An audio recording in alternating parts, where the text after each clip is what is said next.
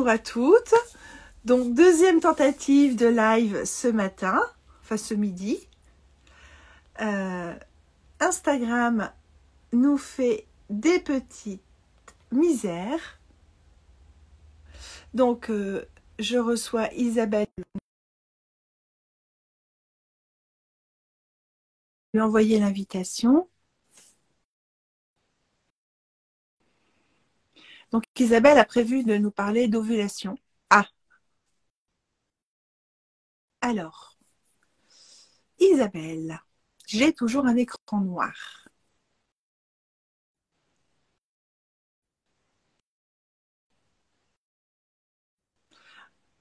Alors, sur WhatsApp, on se voit clairement, on se parle clairement. Et ici, ça a l'air de coincer. Isabelle, je ne te vois pas. Je me sens toujours très très seule avec un écran noir. Donc, je ne sais pas pour les autres si vous nous voyez, si vous voyez Isabelle. Ah, a priori, Isabelle vient de quitter. On est reparti.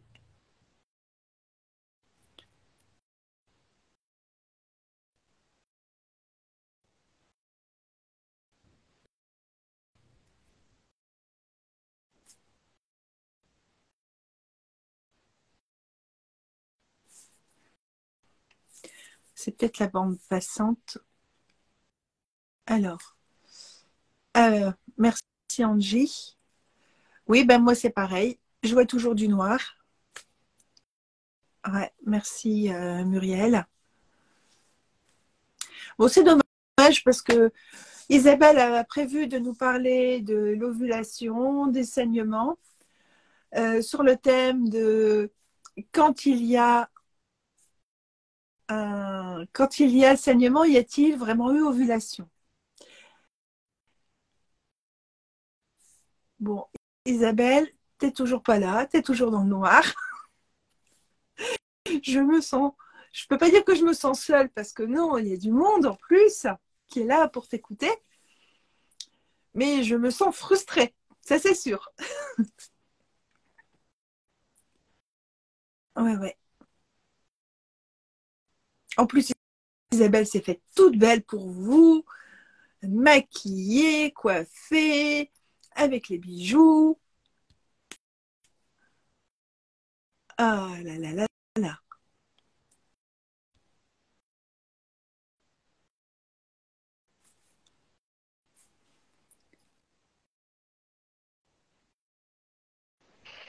Ah, ben ah bah voilà. voilà. Ouf. Bon, excusez-moi et merci à toutes de votre patience. J'ai ma fille qui vient de m'aider au niveau de la technique. D'accord.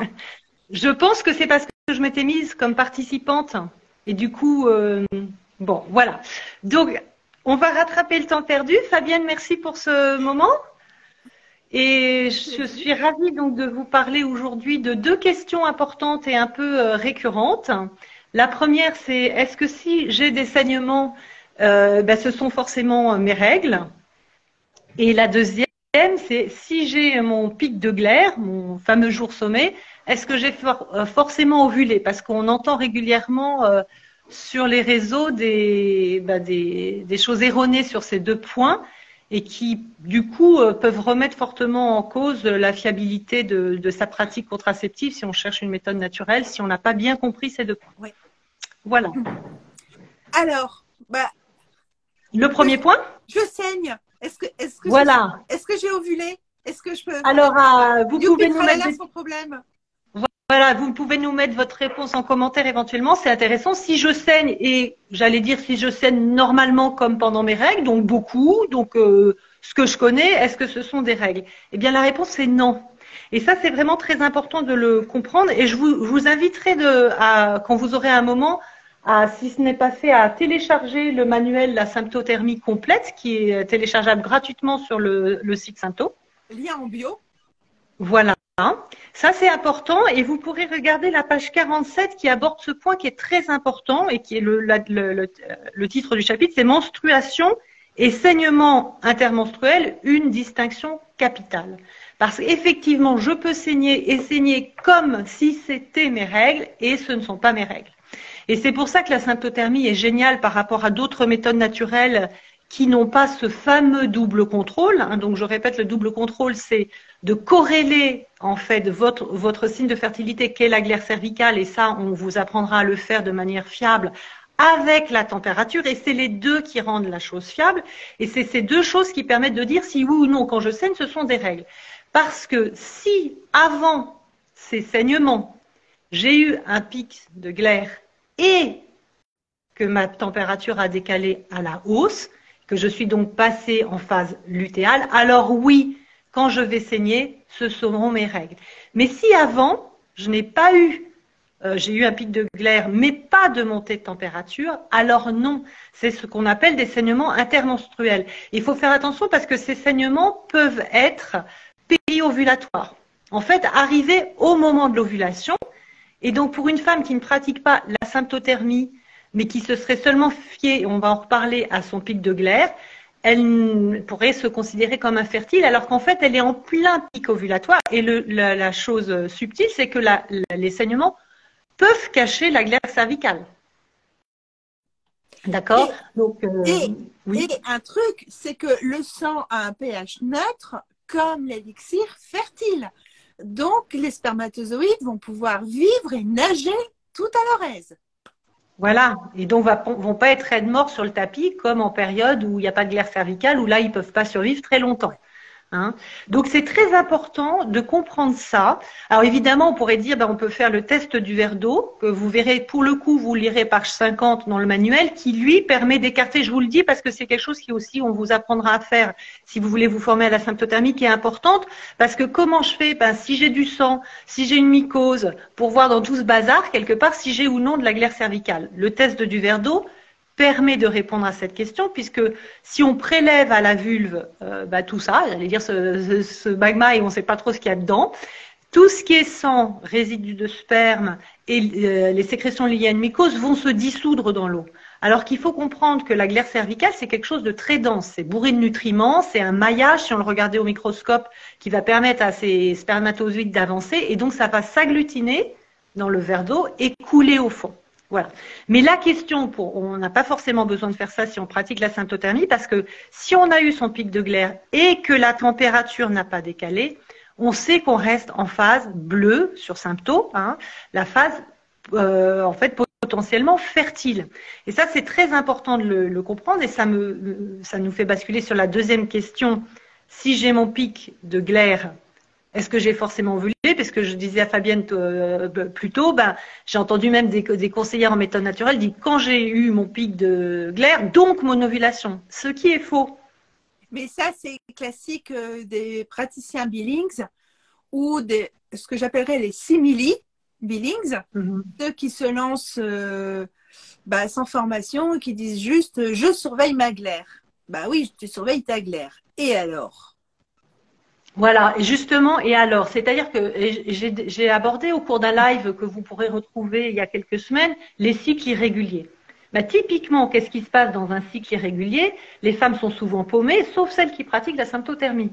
Parce que si on pratique la symptothermie, on a donc tout d'un coup, on observe que sa glaire arrive, sa glaire va monter en puissance, et puis on a ce fameux pic de fertilité de glaire, et le lendemain, soit on n'a plus de glaire, soit on a un peu encore de la glaire.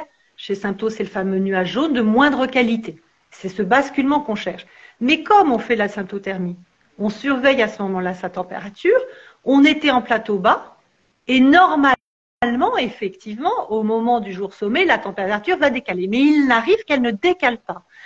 Elle ne décale pas, j'ai abordé ce point lors de mon dernier live. Si par exemple la femme est stressée, ou malade, ou en phase de puberté, ou de préménopause, eh bien le corps peut décider, voilà, ou en allaitement, peut décider que ce n'est pas le moment de déclencher tout le tralala pour un nouveau bébé. Donc va reporter l'ovulation. Et ça, on le sait en symptothermie parce que la température ne va pas décaler. Alors, je disais, parce que donc j'ai 55 ans, et Fabienne, j'ai enfin, depuis un mois, des signes de préménopause. Mais Yes! c'est pas, voilà, mais c'est pas encore fini. Donc, ça veut dire que je dis souvent, dans ma vie de femme fertile, j'ai eu, je crois, 2 reports d'ovulation. Quelque part, on peut dire, c'est pas beaucoup. Mais enfin, si ça fait 2 bébés en plus, ça peut faire beaucoup. Il faut le voir Allez, comme oui. ça. Donc, du coup, comme je faisais de la symptothermie, j'ai vu qu'à ce moment-là, je n'avais pas décalé en température, malgré le fait que j'avais eu mon pic de glaire. Donc, pour répondre à la deuxième question, j'ai eu mon jour sommet, mais je n'ai pas eu d'ovulation. Ça peut paraître ridicule, mais à l'époque, j'ai eu un léger rhume. Mais j'étais tellement fatiguée, mes enfants étaient tous très petits, que mon corps a dû dire, là, Isabelle, elle est dans les choux, on ne va pas lui mettre un nouveau bébé dans les bras, on va voir plus tard. Donc, j'ai eu un report d'ovulation que j'ai repéré. Température qui ne décale pas. Je reste vigilante parce que je sais que malgré mon jour sommet qui a bien eu lieu, je suis en phase potentiellement fertile. Et effectivement, quand je me suis sentie mieux, nouveau pic de glaire cervicale. Et là, enfin, décalage de température. Et j'ai su que j'allais avoir mes vraies règles. D'accord? Donc ça, c'est très important. J'ai une expérience similaire 2 fois. À l'époque où j'allais donner cours dans Paris, où je me levais à 5 heures du matin pour rentrer chez moi à 21 heures. Journée intense parce que je mangeais avec mes élèves. Ça a duré 3 semaines. Donc, pic de glaire, température qui décale pas bien, saignement. Ouais, carrément, oui. Saignement. Et puis en fait, fin des 3 semaines de formation, le cycle qui redémarre avec pic de glaire, vraie montée et règles. Et tu avais des saignements comme des vraies règles aussi abondants? Ah ouais, pareil. C'est ça qui est étonnant, hein, c'est le corps a comme une sorte de… Oui et non, parce que ce sont des saignements de trop plein. Et en fait, l'utérus a eu sa phase proliférative avant ovulation, donc il a grandi normalement. Oui.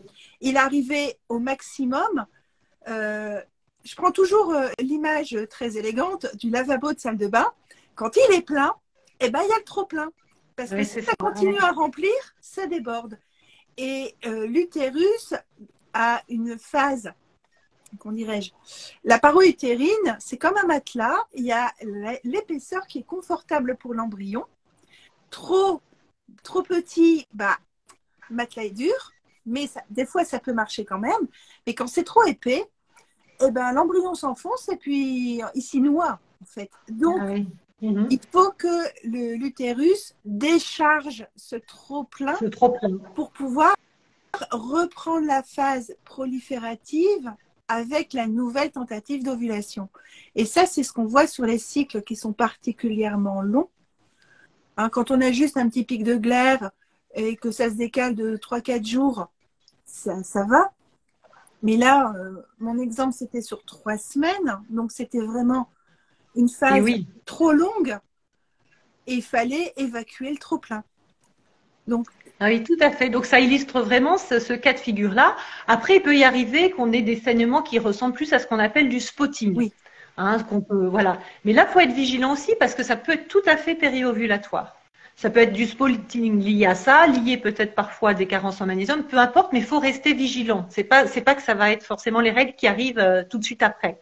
Ça peut être des couches, ça peut être de l'anidation, ça peut être un rapport un petit peu trop tonique. Fort, on va dire, voilà. Donc, toutes ces raisons font que on vous encourage évidemment, puisque nous, c'est notre pratique, mais aussi c'est le résultat des études, à pratiquer la symptothermie, parce que toutes ces cas de figure qui sont peut-être pas, effectivement, je ne dirais pas quotidiens, mais mensuels, qui vont pas vous arriver à chaque cycle, ils arrivent dans la vie d'une femme, un report d'ovulation. Et du coup, en pratiquant la symptothermie, si vous avez été bien formé, vous saurez gérer ces aléas. Et je dis toujours aux femmes quand je les accompagne, voilà, on va voir vos cycles et si ça tourne pépère, bon bah tant mieux, mais moi je vais vous faire des simulations parce que la vie c'est jamais un long fleuve tranquille. Et il y aura un jour, bah, vous serez stressé, un jour vous pourrez être malade, etc. Il faut savoir continuer à pratiquer la symptothermie de manière fiable dans ces cas de figure et ça on vous l'apprendra. Voilà, donc c'était un petit peu le but de mon live, Fabienne. de tordre le cou à ces deux idées un peu trop ancrées, y compris chez des gynécologues. C'est que quand je saigne, ce sont des règles, eh bien c'est non. Et quand j'ai eu un pic de fertilité de mes règles, j'ai ovulé, eh bien c'est non. Et ça, on peut le comprendre. Et donc, si vous avez des cycles irréguliers, ce que je disais la dernière fois, ben, la symptothermie, c'est génial parce que vous saurez toujours où vous en êtes. Vous arrêterez d'être paumé en disant mais où j'en suis? Ah, mais mes règles me sont tombées dessus. Ben non, elles vous tomberont pas dessus parce que vous allez être guidé par ce double contrôle et le plateau de haut de température. En plus, généralement, la température, pour le coup, chute assez brutalement. Vous savez, quand on a ce grand coup de bambou là, juste avant que les règles arrivent, j'encourage toujours les femmes pendant au moins 3 cycles à prendre leur température de manière très régulière jusqu'à leurs règles, parce qu'on voit le plateau bas, on voit le plateau haut, et puis on voit la chute vertigineuse avant les règles, et du coup on comprend pourquoi on se met à pleurer tout d'un coup, pourquoi on s'effondre. Pourquoi l'énergie est partie. Exactement. Donc ça, c'est très intéressant et c'est ce double contrôle et cette connaissance que vous allez acquérir petit à petit. On va vous y aider de votre cycle, de votre plateau bas, de votre plateau haut, de la qualité de l'air qui fera que vous saurez toujours où vous en êtes, quoi qu'il arrive. Ouais. Voilà. Et j'ajouterai une dernière chose, c'est que parmi toutes les méthodes symptothermiques, Sympto est la méthode qui fonctionne le mieux sur les cycles difficiles. Quand justement on a des écarts de plateau qui ne sont pas très très clairs, ou quand on a une vie qui ne nous permet pas d'avoir des prises de température quotidiennes. Sympto, là c'est du bonheur parce que vous allez vraiment fermer vos fenêtres de fertilité. J'allais dire tous les mois, mais quand il y a moyen. Voilà. Exactement. Parce que finalement, le cycle qui n'aura pas d'ovulation, le dernier des derniers, c'est pas, ça sera pour la ménopause. Sinon, les cycles, moi j'ai une femme, elle n'a pas eu ses règles pendant 1 an.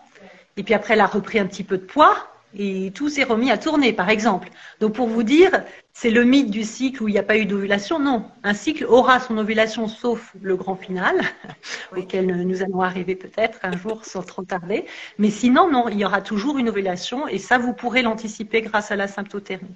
Donc n'hésitez pas à nous contacter. On est toute une équipe de conseillères qui sommes vraiment formées à la symptothermie qui tourne, mais aussi à la symptothermie plus délicate, parce que la vie, c'est ça. Hein, je veux dire, on vit pas pour remplir son petit cyclopépère, la vie se rappelle à nous et il y a forcément des choses, mais qu'on saura gérer en symptothermie. On va vous former pour ça, pour que vous soyez sereine en toutes circonstances et dans la sécurité, bien sûr. Voilà, Fabienne. Merci Isabelle. Avec grand plaisir. Désolée pour le petit couac initial. Mais c'est bien le bonheur d'Instagram, c'est que ça nous oblige à sortir de notre zone de confort. Voilà, et puis salutations à toutes et lancez-vous vraiment en symptothermie. On est là pour vous y aider et vous verrez, c'est un cadeau pour la vie et la vie sous toutes ses formes, sous toutes ses coutures. Donc n'hésitez pas. Pour nous retrouver, vous avez un lien en bio qui va vous envoyer vers une page où vous pouvez positionner un appel avec l'une de nous et vous pouvez indiquer si vous avez une préférence de conseillère pour vous rappeler. Voilà, bonne découverte et bonne aventure avec Sympto où on peut vraiment être pleinement ce qu'on est, des femmes, et à bientôt. À bientôt, merci Isabelle. Au revoir, avec plaisir. Au revoir. Au revoir.